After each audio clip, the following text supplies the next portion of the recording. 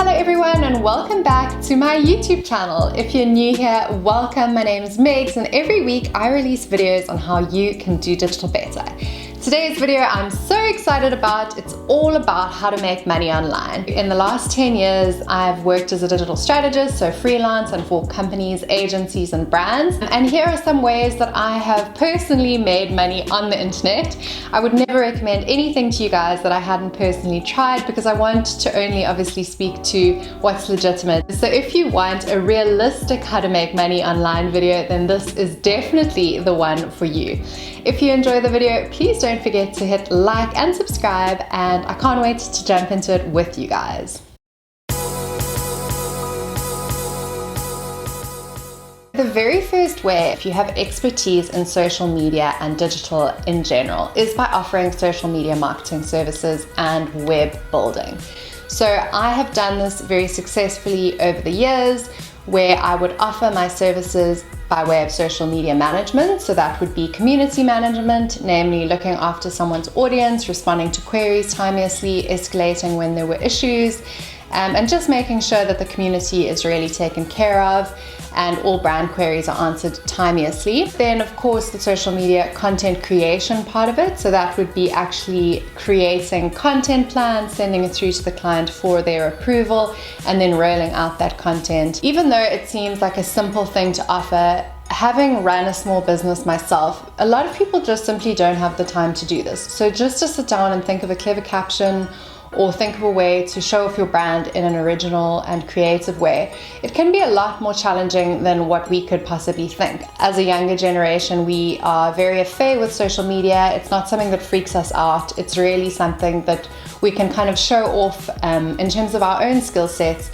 and possibly a skill set that you didn't even realize that you had. So if you are customer centric and you like that creative element, so copywriting and design, I would really suggest offering social media services. And there's loads of tools that can help you on your way. I think Canva is the one that stands out from a creative perspective, but then in terms of scheduling, Sprout Social and Hootsuite are also amazing, because once the client, for example, has approved your content and said, great, roll it out, it's so simple to then just schedule that and do almost like batch your content. So sit for a couple of hours and just schedule your client's content for the month, and then it's something that's just completely off their plate.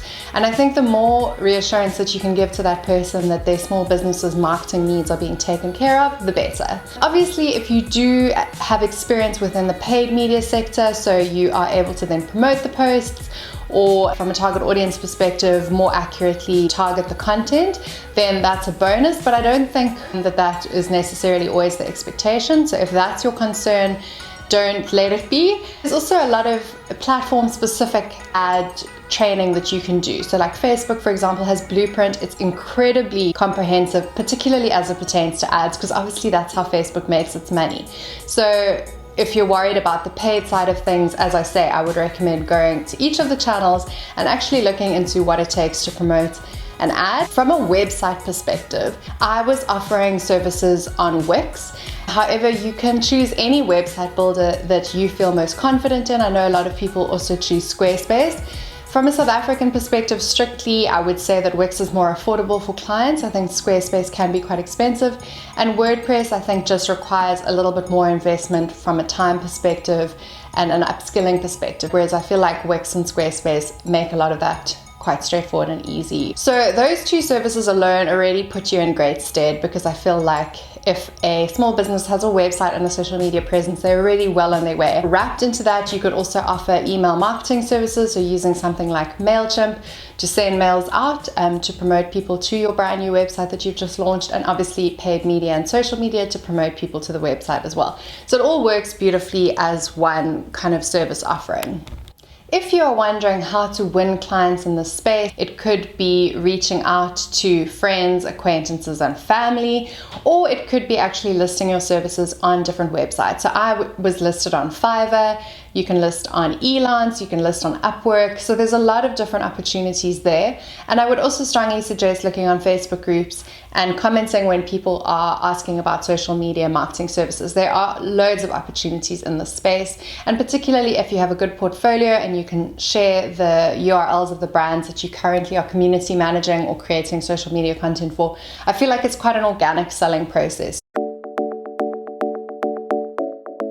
I, for one, love the English language. I'm an avid reader. I study journalism. So something like copywriting does come quite naturally to me. And if you have the same or similar personality or interests, it might be something that you can look at offering as well. So obviously you have to be naturally very comfortable with the English language, and you want to be able to proof check and edit other people's work as well. Even though it doesn't have the technical side of, for example, social media marketing or website building, there is a slight element of technicality when it comes to search engine optimization. So if you're wanting to offer writing as a service, I would recommend upskilling in this space of SEO, because this is ultimately why brands commission people to write content. Is blog posts are great insofar as they actually generate inbound leads and inbound interest from people. So it would be great to understand from a keyword targeting perspective which keywords the client's actually wanting to rank for and how you can help them do it with your content. So it's no use obviously just writing articles for the sake of it, but rather doing some quite targeted research into what's going to help the client meet their objectives best. I found success in writing e-commerce blurbs, which I absolutely loved. I did it for a fashion label. So for every single SKU on a fashion brand, obviously you do need to write about the product, things like the fit, what the color is, if the fit is true to form, if you should upsize, if you should downsize, and what the fabric really looks like, because obviously from an e-commerce perspective that can be a challenge. So that was the one key area that I focused on, and I also focused on the SEO copywriting. But I would say it is a simple service to offer, and I feel like if you're just starting out and wanting to build your confidence, it could be one of the lower barriers to enter. The third way that you can make money online is by selling your content. So we know that YouTube has obviously become monetized after 4,000 watch hours and 1,000 subscribers. So that is certainly one way to make money online, but it's definitely a longer term play in terms of having to build up your own audience in order to get there. So that works through AdSense, but you could also get your videos sponsored by different brands, and same for blog posts. So this is obviously what influencers will do, is they'll ask a brand or partner with a brand to deliver a certain kind of brief. So whether that's Instagram posts or a blog post, that is one way that you can make money. You can also unsell your photography as stock photography.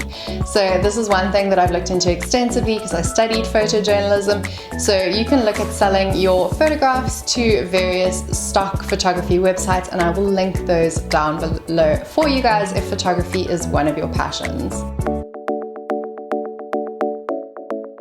I think I started an online shop about 6 years ago now, and it was honestly one of the happiest kind of times of my life, because it definitely gives you the ability to be incredibly creative and also do a lot of soul searching. What is the kind of product or service that you're wanting to put out there on the internet? So of course digital products are great because it means you don't have to hold inventory. Drop shipping I know is big, particularly in the States. I chose to stock stationery and gifting items, and I popped this all into a Shopify store. So obviously there's a variety of different platforms that you can use. Shopify is a very popular one, but you could also minimize the effort required up front and use something like Facebook Marketplace, which is huge in South Africa and I'm sure in other markets too. So how you'd go about doing this, especially in my instance with physical inventory, is you would find a wholesaler that offers the product that you're wanting to unsell to people. So I found a wholesaler in Muizenberg that allowed me to buy diaries and beautiful stationery, washi tape, you name it, for a relatively low price. It's often half the retail price. When you place an order, you have to place a minimum of, let's say, 2,000 Rand at a time, or whatever your currency may be, and then you unsell that online. It does, however, mean, of course, because copywriting is so essential to small business owners, it'll become essential to you as well as photography. So the ability to obviously show your products off in the best possible light and then get people to buy them. And you will also need to know how to promote your products and services. So this is when your email list would come super in handy, as would your social media marketing skills. Just be conservative in terms of the stock that you buy up front so that it is minimal risk, and you know that once you've sold out your stock, you can just close the shop down if it's something that you don't enjoy and you don't want to continue with. What I would also consider is, from a logistical perspective, how you're going to courier the product to people. And what helped me greatly here was the consideration between the weight and the value of an item. So you want something that's high value and low weight, because obviously otherwise you're going to spend a fortune on courier. Currently, e-commerce accounts only for 11% of overall retail, so it's a space that's growing so much that it would be great to get in on that action. But I would suggest doing a lot of research in terms of the products that you're wanting to offer and making sure that there's not only a gap in the market, but a market in the gap. Other platforms that you can of course look at using could be things like Gumtree, which is similar to Craigslist in America, or Etsy. And Etsy is amazing, obviously from an arts and crafts perspective, but I've seen a lot of jewelry stores and other products use it as well. So you're basically needing to assess upfront what will be the best and most cost-effective way to sell your products initially, and definitely gauge interest in terms of how much you can price the items at and what the demand will be. It also gives you an opportunity to assess who your competitors are and how you can do it better. There's a lot of considerations when it comes to selling courses, and I guess the biggest one would be that you are a genuine thought leader within that field. It really needs to be something that people want your expertise on.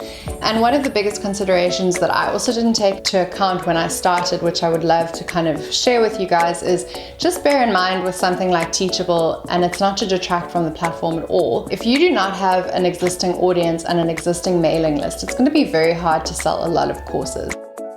So I would say, unless you have a database of, let's say, 1,000 people plus, maybe don't look at something like Teachable. Somewhere where there's a marketplace can often be better. That being said, I've found a lot more gratification from something like YouTube because there is no pay gate, and so anyone who's interested in your content can watch it, and you're still being monetized down the line because YouTube will pay you after that threshold that you need to make to become monetized.